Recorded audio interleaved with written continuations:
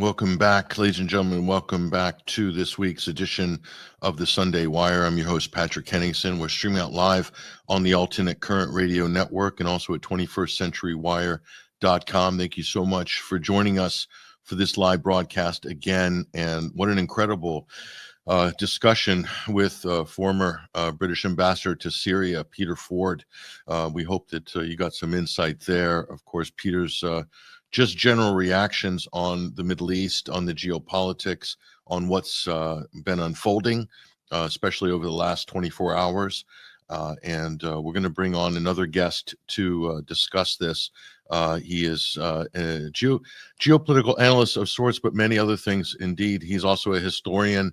He's a podcaster. His name is Ryan Dawson, and we're going to bring him up for this overdrive segment onto the program right now. Ryan, thank you for joining us on the Sunday Wire this week.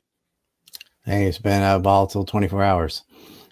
Indeed, it has, Ryan. I'm going to bring on to screen the breaking news just this morning and over the evening. The fall of Damascus sidelines Russia, brings Turkey to the fore.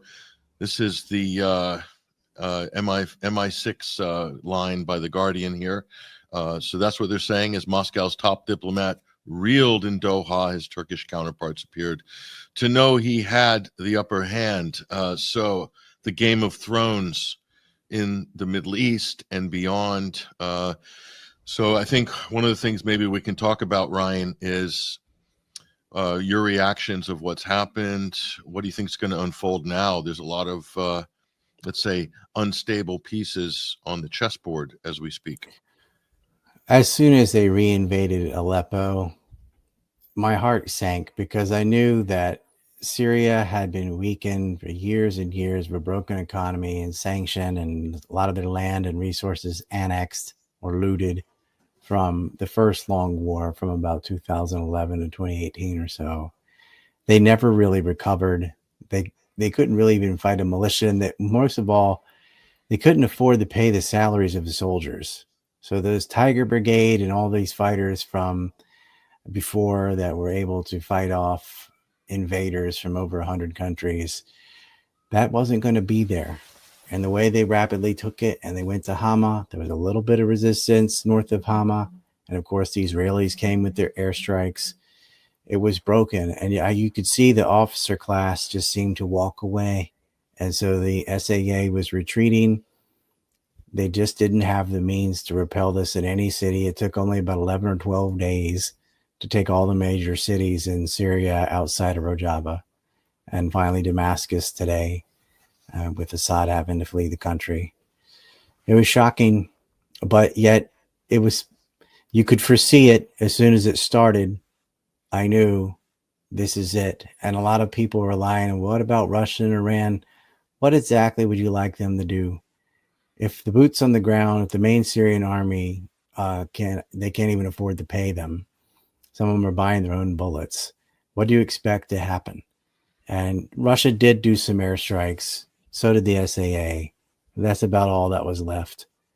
And, Iran has been in conflict with Israel, so has Hezbollah. Russia has, of course, handcuffed to Ukraine and fighting NATO proxy forces there. So that, they have to take care of Russia first. This fell on to Syria, and Syria was hollowed out. They barely won the war last time, and they were able to hold the territory they had through negotiations, mostly thanks to the Russians. The terrorist forces were never completely pushed out of Idlib and Afrin, but through negotiation, they had agreed they'll stay in that corner. You run things below. And with Russia, with its hands full, and of course, Biden's just asleep at the wheel. And as soon as you saw the ceasefire between Hezbollah and Israel, I thought, oh no, here they go. Before the ink was even dry, you saw these Turkish-backed forces. And this time they had satellite intelligence. They knew where the defensive works were. They knew where the trenches were. They knew where the ammo depots were. They had drones, some of these drones from Ukraine, according to Kiev Times. So they were geared up. They leveled up. It wasn't that long ago, but warfare has changed a lot, especially drone warfare, which we've seen in the Ukraine-Russia conflict. They had the drones, they had Starlink, they had satellite intel, and they did a blitzkrieg across the cities. And now the civilized Syria is no more. And they had an Air Force, Ryan, this time, which they didn't have. Well, they had the Israeli Air Force the whole time, but yeah. Yeah, that was de facto Al-Qaeda's Air Force. The Starlink is interesting. Internet was down all around Syria, but the Al-Qaeda had that we're told, or the reports that they were using Starlink. If that's the case, isn't that an interesting development for Elon Musk, who boasted that Starlink provided the backbone for the Ukrainian front lines? He said so on Twitter not long ago. So I mean, it's interesting, isn't it? It's another dynamic to the situation, especially since it's a Al Qaeda takeover of a UN member state, Syria. So I mean, it's just, I find it to be an interesting conversation. I don't know what your thoughts are on that. Well, it's pretty disgusting that the Israelis outright, well, they do similar things with their genocide in Gaza, but they outright support Al Qaeda terrorists in Syria, always have. And the U.S. gives the Israelis billions of dollars. And of course, throughout the first Syrian conflict, let's call it, the U.S. under the Obama-Biden regime did give covertly, at least they couldn't do it overtly, the public wouldn't stomach that, but covertly, they sent arms and money to what they would call the moderate rebels.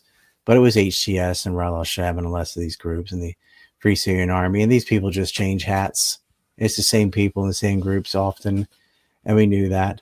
And they did disgusting things, put people up against the wall, machine gunning women and kids, and eating people's organs, and decapitating people, and shooting prisoners in ditches. And those are acts of terrorism, even false flag gas attacks, which the entire Western media blamed on Assad. Every time there would be a gas attack before any investigation or anything, Assad did it. He's gassing his own people.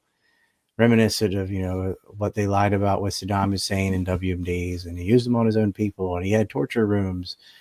It sounds like the 40 beheaded babies mythology, some of the stuff that was coming out. You had fake bloggers pretending to be a lesbian in Damascus or a 9-year-old in Aleppo, and actually they lived in Scotland, or all made up. Then you had the always neutral Syrian Observatory of Human Rights, which is just one man that lives in England. But that would be sourced by reputable newspapers and writers would say, well, according to the Syrian Observatory of Human Rights, according to this guy, it's like Snopes, which is a man and his wife in their basement that doing fact checks. And it's not just one man in the UK. He's in Coventry, England, and was living above a chip shop, a fish and chip shop in Coventry.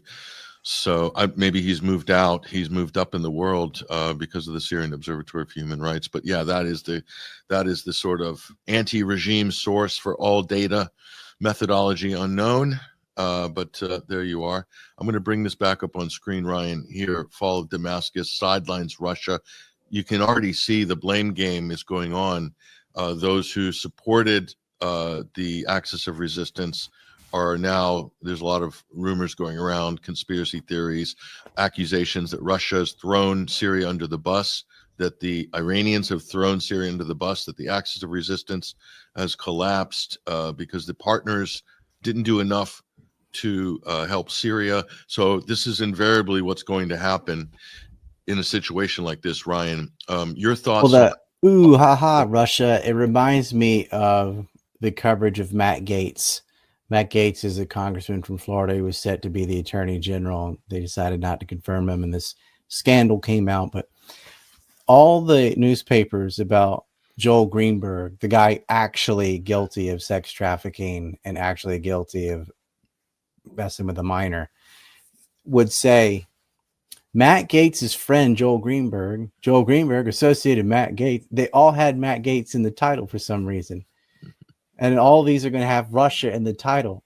Russia's fighting Ukraine and de facto a lot of NATO. They have other fish to fry. They did some bombings on HTS. What exactly did you want them to do? This is not their responsibility. They have a base in Latakia. Their hands are full.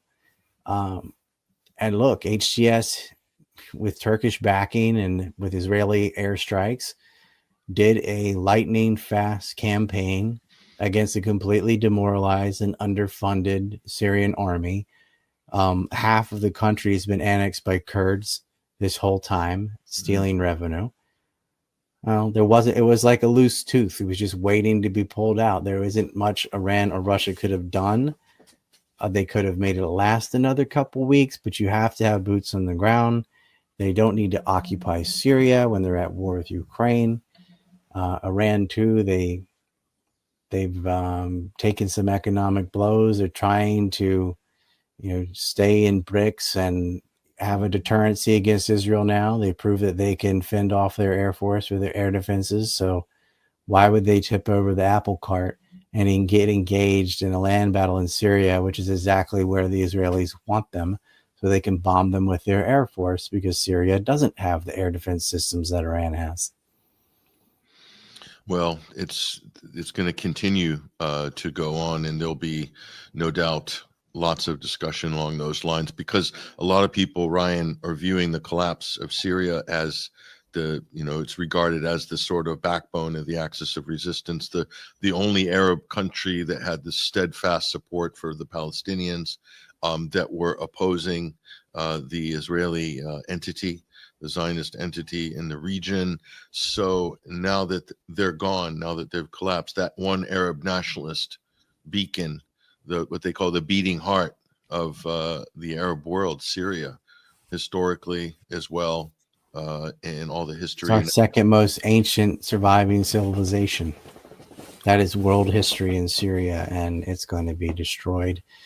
Yemen has stepped up, and there's Hezbollah in Lebanon, but they didn't have a real state, not since Saddam, I guess, supporting Palestinians, or at least being a threat to say, hey, you can't just kill them, 100,000 of them, which has been done. Could be worse. That's the Lancet report, is north of 100,000. If you listen to Ralph Nader and John Mersheimer, it's well north of that. Could be twice as much as that. And this is a new style of war. They are completely obliterating bodies, just disappear with some of these weapons. So, and in Syria stood for them. There's a Palestinian brigade fighting on Assad's side too, and they had a lot of Palestinian refugees, as does Jordan and Lebanon too. But Syria took in a number of Palestinian refugees. Even when Syria's economy was broken, they still had refugee cities for Palestinians because they know their situation.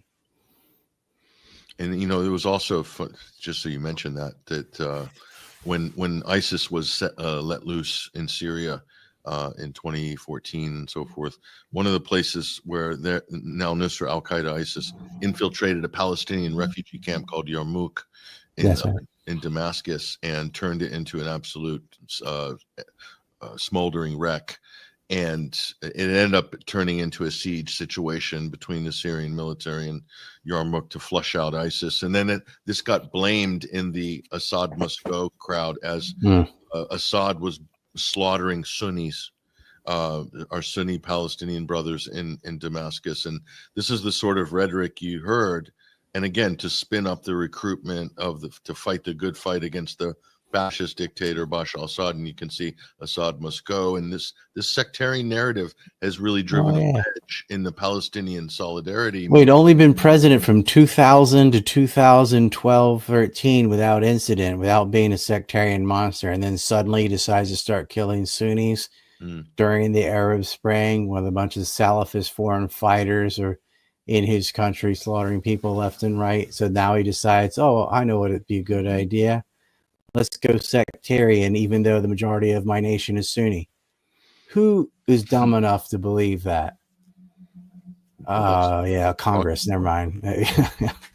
That's the talk. And it was very effective. It was very effective. It worked.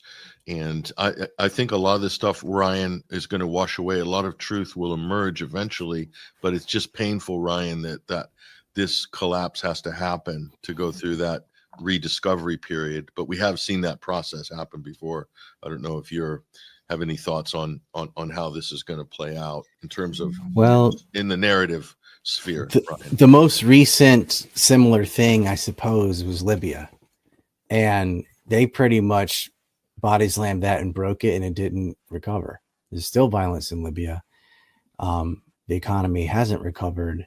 Things were much better under Gaddafi, and it's not as bad as it was in 2011. So it's gotten better, but it's not even as good as it was in 2010. And Libya's been forgotten about. Just, the French and others, the Americans, who led from behind, went in, assassinated the leader, basically put Al-Qaeda in charge, and created a large civil war, destroyed infrastructure, uncorked the refugees who flooded into Europe. And that, again, could be another result of what's happened recently in Syria. Even though half the country had already left and can't return, you could see even more refugees because the Uyghurs and the Chechens and the Kosovars and all the different non-Syrian groups that are in Syria right now are just squatting in people's houses, Israel style, and saying, well, if I didn't take it, someone else would. And if you have a nice house, nice business, well, that's ours now. And so where are those people going to go? They will have to flee. It'll create more of a refugee crisis in Europe and other places. Disaster all around. And the reports that I was speaking to someone in Syria who has family in Aleppo, and they've robbed all the banks. They've raided all of the, the gold exchange shops, and they're taking gold off people on the street, robbing people's homes. So it's just, there's no rule of law or anything like that. You're not allowed to wear gold. It's haram.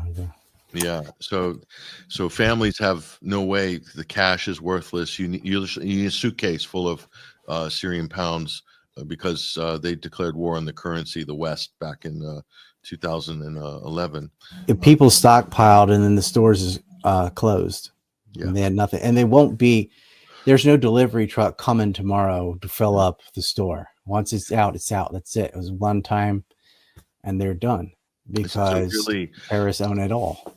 So Ryan, looking at let's just say, Ryan, the next couple of days and weeks and months, what are they going to do? Bring in pallets full of dollars, shrink wrapped, and hand them out to people? Or is it going to be some hackneyed food aid or food for oil for food program? Or, I mean, because aren't they in a kind of perilous situation in the next couple of weeks? It'll be dog eat dog. Yeah. Another thing we should mention is they empty the prisons. So they let everybody out of jail. And trust me, a lot of them belonged in jail. So prisoners, where are they supposed to go? Well, it's going to take someone else's house by force because they can. There's no real policing or anything. As long as you're of the correct ethnic religious category, you can steal from the other people. The prisoners are out. They go back to where they used to live. I like that house. Go and take it. You can. You will be allowed. They're ransacking everything right now. All government offices. There will be a purge. And there will be violence toward the Kurds soon. I mean, they're sitting there. Look, when they're done with their looting and the other kind of crimes that you can imagine, I don't have to say, they will move on to fight in Rojava. Because Erdogan doesn't like Kurds of any type, communist Kurds, PKK Kurd, it doesn't matter. A Kurd is a Kurd to them. You're not a Sunni Salafist, so you're not a human being. What you're saying is actually happening in the last few hours. The SDF Kurdish forces favored by the U.S. are now in fights with the SNA, which is the rebrand of the FSA, which is Al-Qaeda, etc. The Free Syrian Army, Syrian National Army, Al-Qaeda, HTS, whatever. Erdogan has unleashed his dogs of war and terror onto the Kurds now. So that whole situation, Ryan, that seemed to be somewhat at a stalemate or at an impasse, could easily flare up again on top of everything else that's going on. That's happening as well. And they'll hit them before they can organize and get ready. I was hoping to be wrong, but no, the violence will go. That green will take over that map. They will fight with the Kurds. Now, the Kurds they're not as poor as the rest of Syria because they've been squatting on the oil. So they actually can pay soldier salaries and put up somewhat of a fight. But I don't think they're going to outclass Turkey with all of their weapons and all of their wealth. Turkish economy isn't the greatest either. But we know that these factions have more than just Turkish backing. That's just where they physically congregated because it's next to Syria. These are fighters, mercenaries from all over the world, as far away as China, who are toppling Syria. And their paychecks come from your 3-letter networks. And of course, they've been working in tandem with the Israelis. Now, the Israelis struck Damascus recently. They claim they hit an ammo depot because they didn't want it going in the hands of HTS. But you are responsible in part for HTS even being in Damascus in the first place.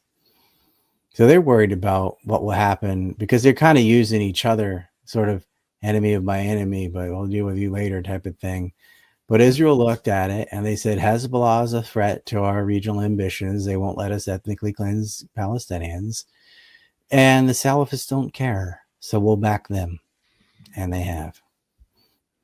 I'll bring a map up here. This is just like from a few days ago, but this is what it was a couple of days ago. You see the purple area, upper right hand, northeastern Syria, U.S. Kurdish SDF occupied there. You see the gray bit, upper left-hand corner. That's the Islamic State of Idlib. That's the ISIS Caliphate, Jelani's fiefdom there.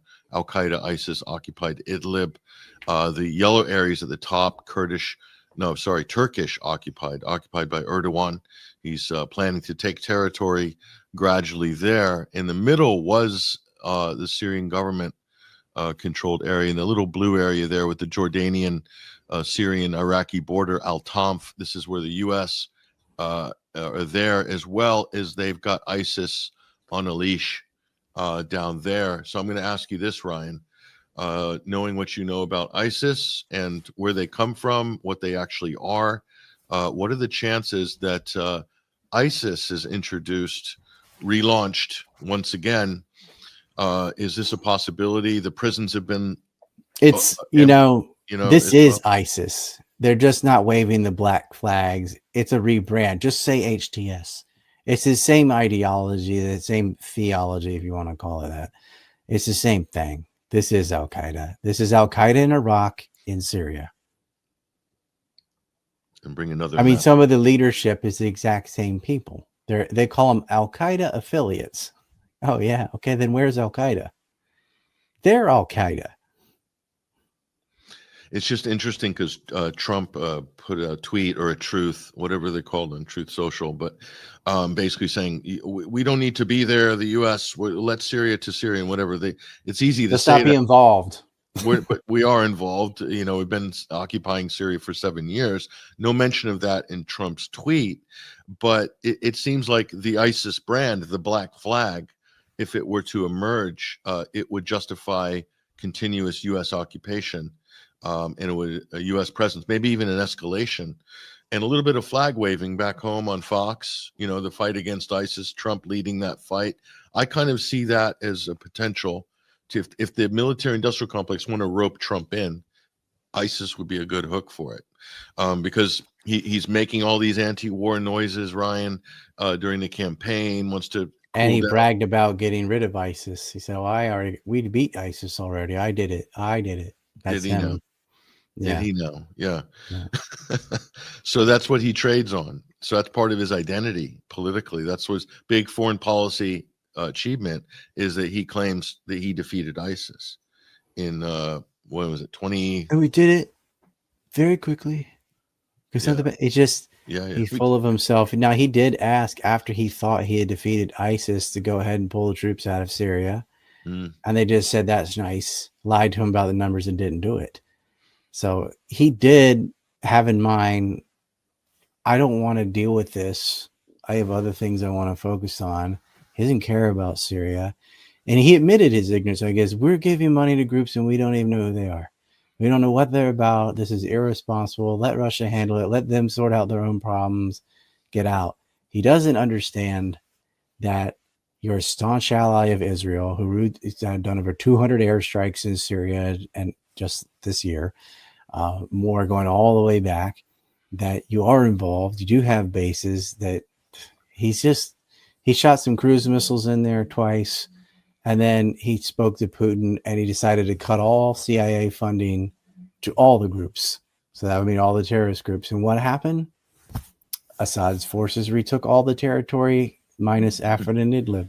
Once the U.S. really got out of the way and stopped financing terrorists, the SAA was able to reclaim their territory in Daraa, Homs, Hama, Deir ez-Zor, Palmyra, all of it, even Aleppo. That's what happened in short order. But other factions can come. Turkey can finance terrorists too. Head of the Gulf states doing it in the very beginning. Israel's acting as their air force. And they threaten them from the south constantly. Of course, they already stole the Stolen Heights, the Golan Heights. Some tanks have crossed the border apparently today. Yeah, but ultimately it was breaking the Syrian economy. And Israel knew this. Every time they did an airstrike, because in the very beginning, they did lose like 3 F-16s. 1 shot down, 2 shot, they had to crash land. And those are expensive, but America will pay for it. But they knew it costs multiple millions of dollars every time you fire an S-200, a Pantsir, a Book M1, or M2. It costs a lot of money that you don't have, and we do, because we have America's money. So we'll just keep doing airstrikes, and you're going to have to, pull the trigger and defend, because you can't just let us blow stuff up. That'll also cost millions of dollars if we blow up your airport. So they could force them into spending cash they didn't have and couldn't replenish. And that was the real effect of the airstrikes, because a lot of them didn't do a lot of physical damage because they were intercepted. The S-200 system did force them to fire from further away. But what it was doing every time they did it was economic damage, and they knew it. It was an economic war of attrition. As long as we keep doing these strikes, they can't afford to defend it. And it got to the point where they'd let some just come through. They just couldn't. They couldn't pay their soldiers' salaries. And it appears, this is my hypothesis, this speculation at this point, but I do have some evidence. The officer class of the SAA were bribed. And they said, just walk. And without the officers, the rest falls apart. And that will happen when your army has no money and the other side basically has endless money. They have the United States, that they will be able to purchase your own leadership. And the morale was over. And so that's why you saw the way it went down. Those people know how to fight. These are veterans. They fought these same factions before. They do have some military gear. They know how to shoot and move and communicate. Well, that wasn't what was done. If you don't have officers and your soldiers aren't paying, $50 a day, I think it was, not even a month, $50 a month. Wow. Yeah. Even if it was per day, that's not much for a soldier. No, in a hot conflict. And what do you think? Al Qaeda, in comparison, are getting thousands per month, which is an absolute king's ransom in Syria right now. So they're doing very. Oh, they get to steal someone else's house too. I mean, they get property. They get to divide it up among themselves. Daughters and wives, whatever they can pick up. They get to rape. Yeah. Who knows? But I want to bring this map up on screen, Ryan, here. This is the supply route from Iran to Lebanon. So we're talking about what is going to happen now that Syria has fallen. This was the axis of resistance lifeline, ending up in with Hezbollah in southern Lebanon. And all of these routes now, Ryan, are closed effectively. And that is why you see in the middle there, Al Tamf is where the U.S. park their base on that border to try to block those highways. And they would find ways around it. That northern route, or you see from Mosul, was temporarily opened. That's now blocked too. And so there's still going to be black market trade. Sometimes the Israelis even sell weapons themselves to their enemies because they can't resist making a buck. But that was the goal the whole time, to sever or disconnect Iran from Hezbollah so that Israel can expand on its regional ambitions. And I mean expand, I mean territory up to the Litani River or beyond. They want pieces of Syria. They want pieces of Lebanon. And without Iran's support, they will be able to take that. And the U.S. will do nothing. Well, the U.S. will do something. They will finance and arm the Israelis. What's really happened here, though, is Turkey is no longer being secretive. They did this very openly. They will not be in BRICS. They are forever soured relations with Russia. He made some idiotic moves, and I think a lot of Turkish people really are confused. Why aren't we helping Palestinians? Those are our brothers.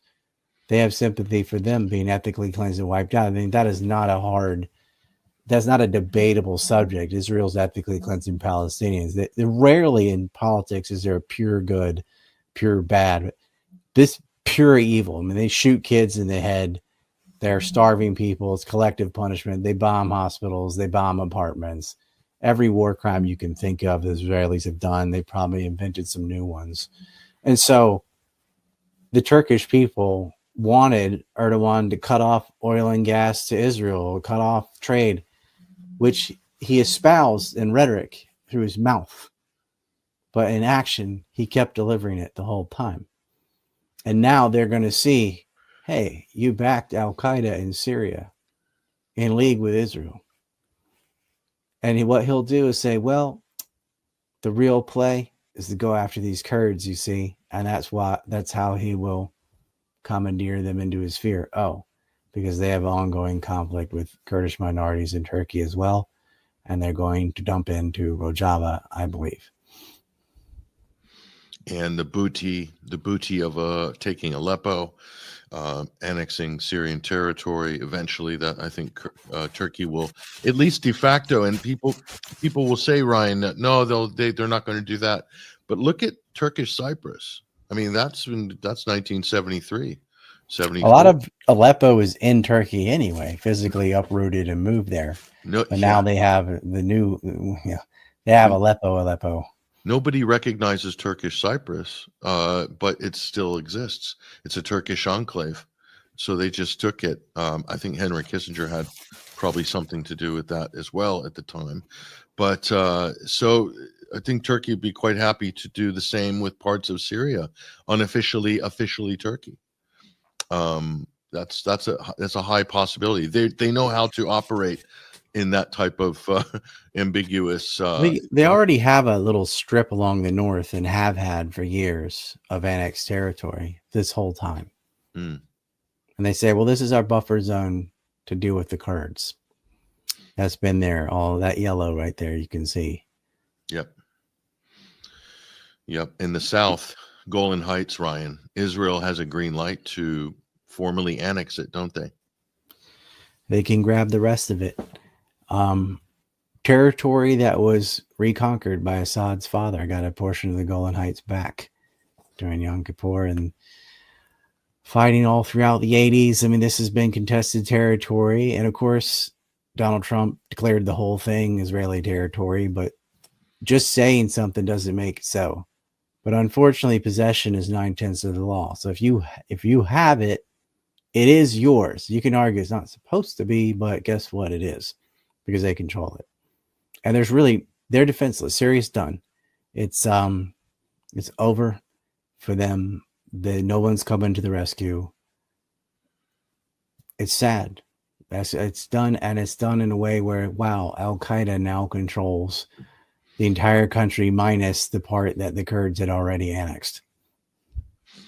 How do you think this is going to affect, first of all, can Russia maintain their military presence there? Can they negotiate those bases in some kind of a power broking agreement with Turkey, a three-way deal?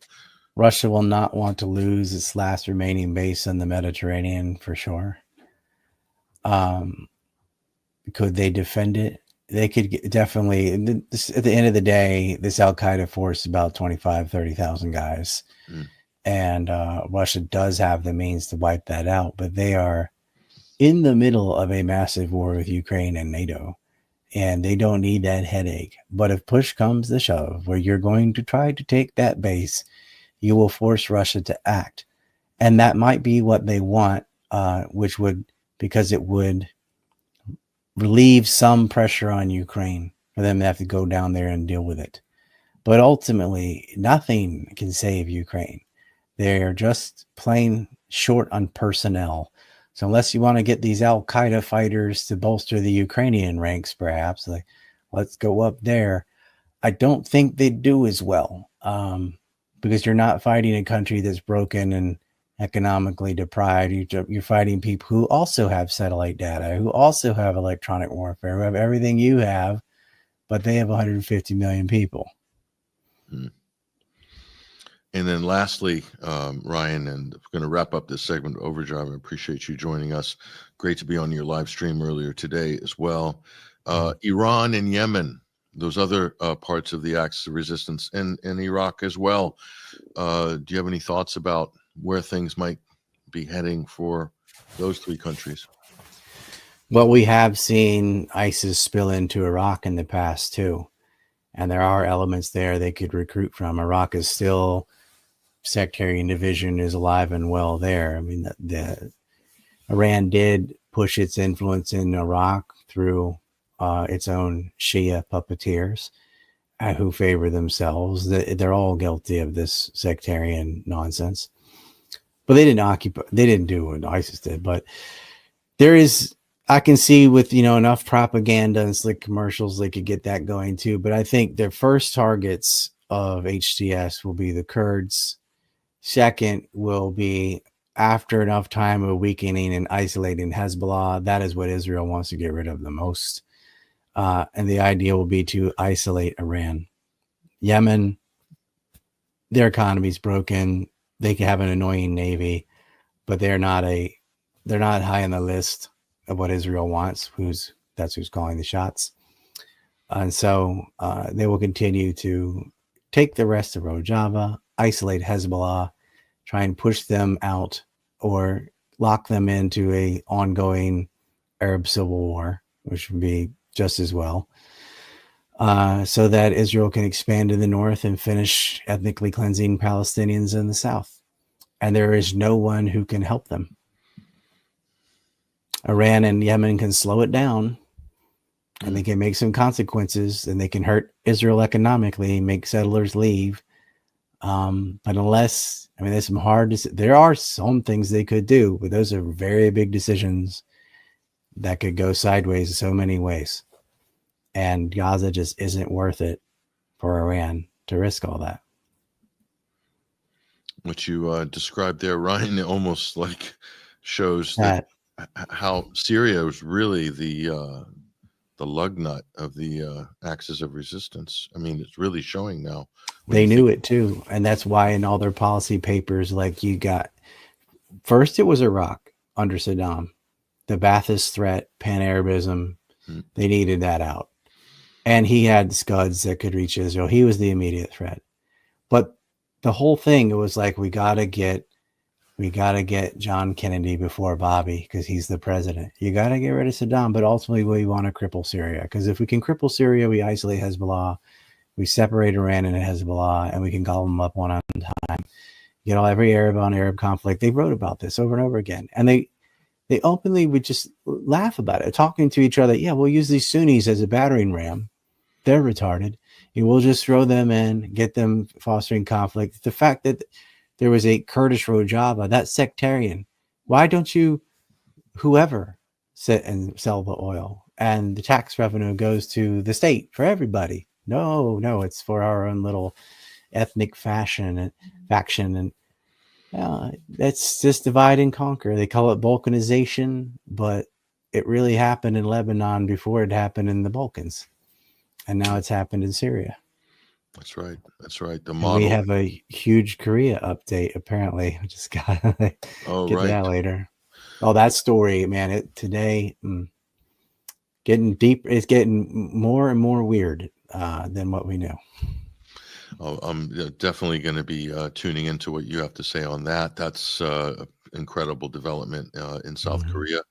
So another major geopolitical pivot point there. Could be the only white lining here. You had them banning TikTok, or and then you had the fall of Aleppo, Assad having to flee, but Yoon does have to resign. His defense minister has been arrested.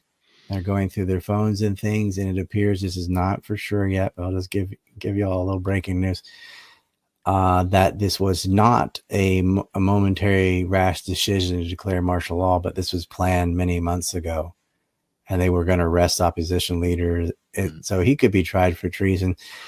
We'll see if that pans out. If what I said is true, that is just like an update on my phones. I did not have time to verify it, but man, if they go down and PPP goes down with them, then you could get a faction back in there, because he's been horrible with North Korea, that could actually work with the incoming Trump administration, like adults, going back and talking, having dialogue with the North and trying to get some resolution, because there is no military solution to North and South Korea. Millions would die on both sides. It's just that we have to be talking. We have to be negotiating. And so it'd be nice to get some adults in the room. And this scandal that Yoon brought upon himself is crushing that hawkish party. So good riddance. Yeah, we have to always be talking. Everyone, our leaders should be pursuing negotiations and peaceful settlements. If Nixon can go to China, why can't Trump go back to Pyongyang or North Korea? If they're not doing that, they're not doing their job, in my opinion. I think you agree as well, Ryan Dawson. Ryan, I really appreciate you joining us for Overdrive. It's been great spending time with you today on your live stream as well. Earlier today, you can watch our live stream that Ryan recorded up on Ryan's. It's on Rumble and X and Substack. Yeah. At Rye Liberty on X is definitely one of those accounts you want to be following on so many different issues. There it is on screen. Yeah. And do support Ryan's work as well. He is an independent media person of note who is working very hard to get the truth out on so many important stories. Made a lot of free films you can watch too. One's on Syria. I can't. This is so. I don't know how to describe this feeling, but I know you too, and you went over there, and we both reporting on this conflict every day. And as it seemed that, okay, they have most of the country back, and then in less than 2 weeks, every major city taken over by terrorists. Damascus fell. Assad had to flee. 3 different stories there, by the way, as of now. Was his plane shot down over homes? Was he in the UAE, or did he go to Russia? I think the third one makes the most sense. And that is what the Washington Post said they had a source on. Will be known within a few hours, because he has to say something soon. But it seems like he's in Russia in my book. But it's sad. It's sad. His whole family left. This was the real moderate, was Assad. Yeah, he was characterized as the butcher of Damascus by the Western media, as usual. He got the treatment. He got the propaganda treatment, and the rest is history, unfortunately. It's sickening, man. Netanyahu's out there just carpet bombing children, and they give him money. He's a butcher. Not sanctioned. You guys are butchers. Yeah, he's not even saying there's not one sanction on Israel by the United States or the UK. They just give money. Those crimes don't rise to the level of sanctions, Ryan, unfortunately, for the great and the good in the Beltway of Washington and Brussels. Just blow up kids on the playground, because that's a military strategy. The doctors' reports coming out with all those children have been shot in the skull, shot in the chest. They are targeting their youth and killing them. That is an act of terrorism. And there's a long list of those that the Israelis have done. And doesn't matter. Just give him money. Oh, Assad must go. No, forget about Netanyahu must go. The genocide didn't happen. Assad, it's Assad. He's the source of all people's pain and suffering in the Middle East. Apparently. Oh yeah, he's the new Hitler. That's the one they always turn up, right? That's what we're told. But Ryan, thank you very much. Much appreciated. Stay in touch. Hopefully we can anytime. Thank you. Continue the conversation. Ryan Dawson, ladies and gentlemen, at Rye Liberty on X. That's all we've got time for this week's edition of the Sunday Wire. So we are going to wrap it up. I'm going to say goodbye, and a big thank you to the former British Ambassador Peter Ford for joining us in the earlier segment. And things have been developing very quickly. Follow us at 21 Wire on X. We'll try to post as many updates as we can. Very busy though, trying to juggle everything. But appreciate you guys. And don't forget, we have our winter fundraising drive. It's on right now. This is a really important fundraiser for 21st Century Wire.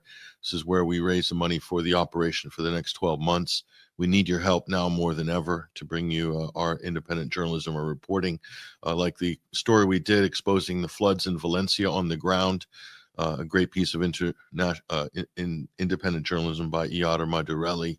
But that's just the beginning of what we plan to do this year. So we really need your help to make that happen, and hope you can find it to support us over this winter period.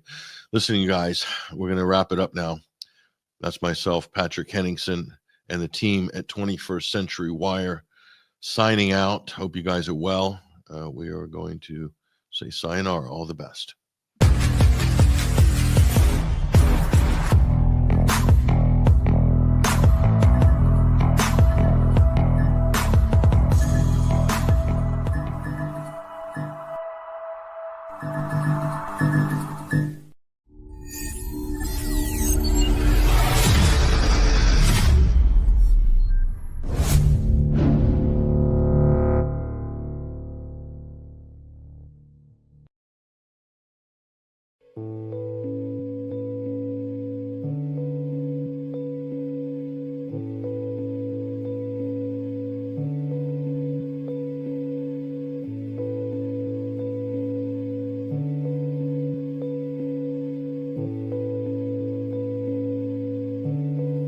Supervised contact, they watch our every move. They examine our togetherness like we've got something to prove. I've looked behind your eyes, I've seen the sadness you hide. I've looked into your eyes, I've seen the tears that you've cried. No, I won't get used to these chains. No, I won't get used to these chains. In the legal arena,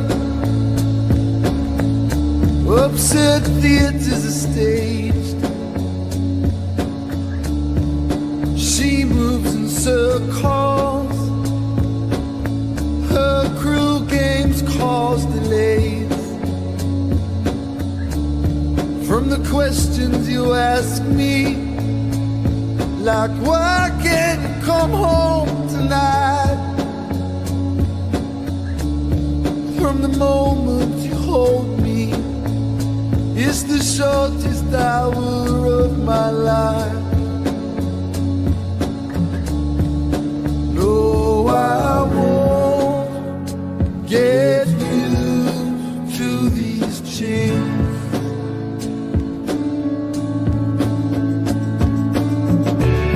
I wanna tell you what I'm feeling, I wanna tell you what I know. Someday the truth will know.